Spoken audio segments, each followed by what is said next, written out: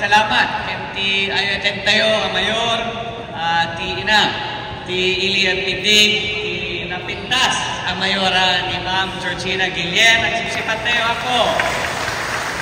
Kahit ko rin di pakilala, ti opisyales nga katuwa tayo ito'y unang-una, ti pumalis tayo, ni Apo Saul Lasso,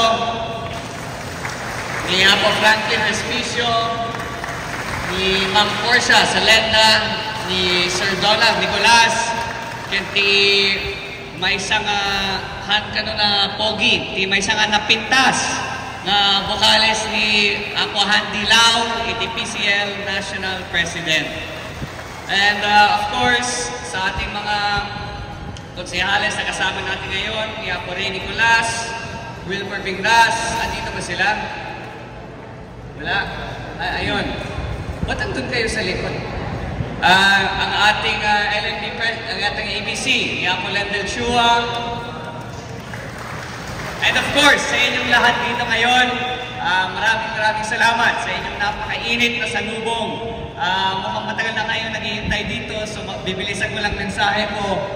Dito lang mga wapo para ipakita ang aking suporta sa itong Sustainable Livelihood Program na binibigay natin kasama po sa DSWD. Kaya palakpakan din natin ang DSWD sa kanilang napakalaking tulong sa atin dito.